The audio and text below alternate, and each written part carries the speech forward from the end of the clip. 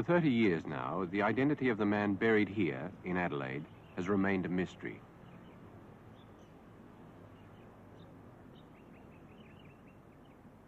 At first, his death aroused little interest.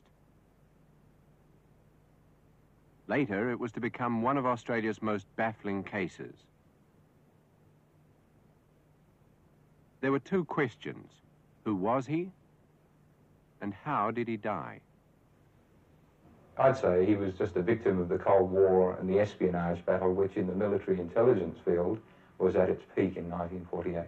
I'd rule out the question of murder, although you can't absolutely dismiss it from your mind.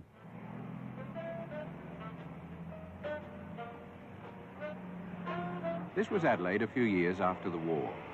In 1948, not many South Australians were aware of it, but a top-secret rocket range was being built not far away at Woomera.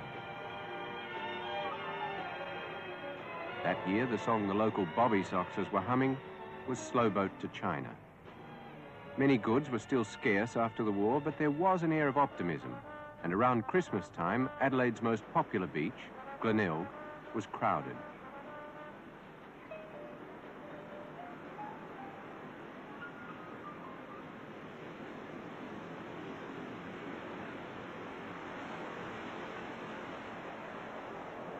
This is Somerton Beach, just south of Glenelg. You're looking south, so Glenelg's just that way. Of course, in 1948, the beach was a very different place. Right here, there was a neat concrete retaining wall, and behind it, a promenade. At about 7:15, on the last day of November 1948, a local businessman and his wife came down here to Somerton Beach for a stroll. It was the last day of spring and had been very warm.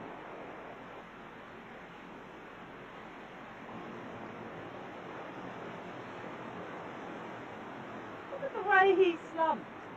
As they were walking, they noticed the figure of a man leaning up against the sea wall. And although they weren't close enough to see his face, they saw him move his arm. They just assumed he was a drunk trying to sleep it off.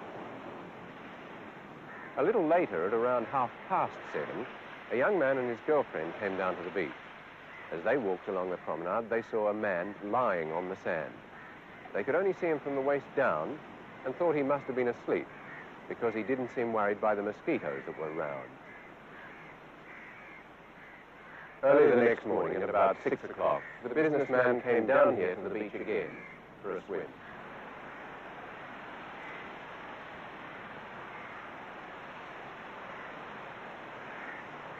He met one of his friends, and as they chatted, he noticed two men on horses near the steps to the beach.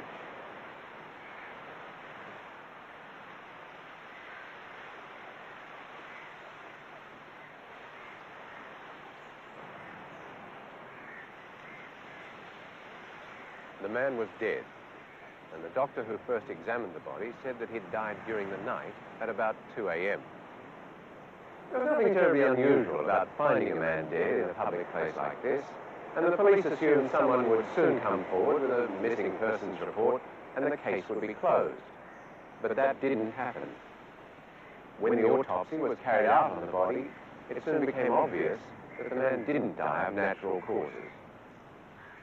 The evidence given at the coroner's inquest indicated the body was that of a man, about 45, in very good physical condition.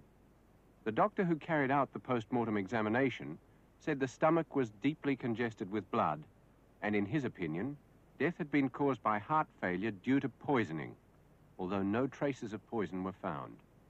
The two other medical witnesses agreed that death was not natural.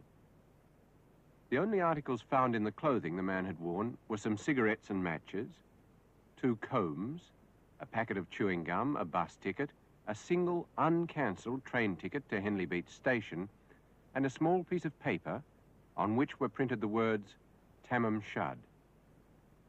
An unclaimed suitcase found at Adelaide Railway Station seemed to be linked with the dead man. Detectives Lionel Lean and Len Brown were brought into the case about 6 weeks after the man's death, and after police had realized that the circumstances surrounding the man's death were very unusual. Detective Brown is now a chief superintendent. Down there. Thank you, my boy.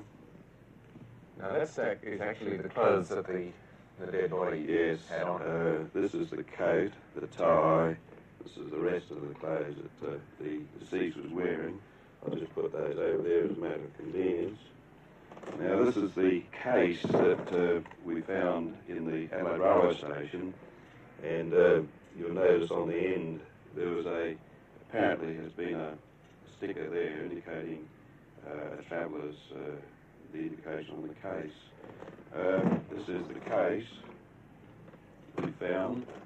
It hadn't been used very much, had it? No, it does appear to be new, reasonably new.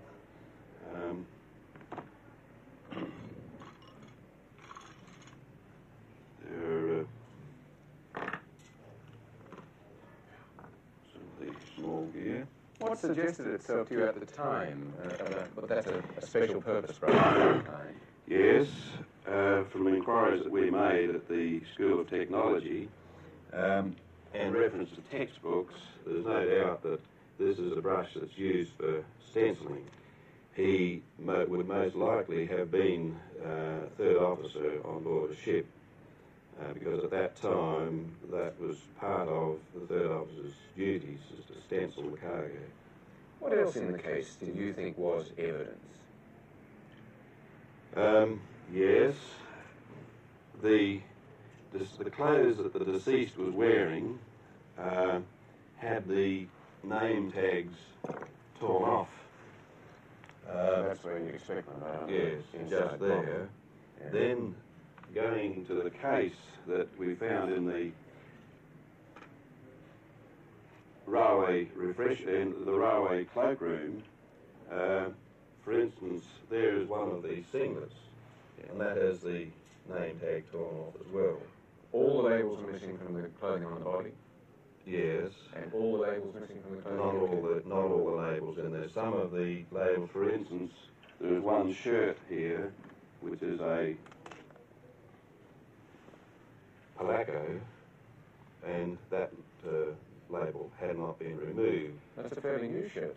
Yes. It doesn't look as if it's been washed much. No. The only thing is that seeing that there was a tie with the name T. Keane on it, and if that was his name, well then, maybe that the clothing and the clothing in the case bore the name T. Keane, and this is the only reason that I can see for removing it. But the clothes are all Australian as far as can be seen. Do you think he was an Australian? No. By his features, we were always under the impression that he was a European. But of course, the coat that he was wearing, this was examined by one of Adelaide's tailors at the time, and he traced the origin of this coat back to American made because of the way in which it was manufactured. Scientifically, of course, in those days we didn't have a scientific branch. We had to rely on outside aid, like, for instance, Paul Lawson, who made the plaster cast of the body. You know, I was at the museum, but in those days I was a taxidermist. Now I'm a museum exhibition officer. Well, taxidermy is about stuffing things. That wasn't what the police asked you to do with the body. It was casting, although the taxidermist of those days did most of the casting and stuffing, as you call it. We call it mounting now, because it's a vastly different technique. I wonder if I could ask you to get the bust out that you made in 1948 and tell me a little bit about the problems that faced you. I mean, it must have seemed fairly massive when you were presented with, what, an embalmed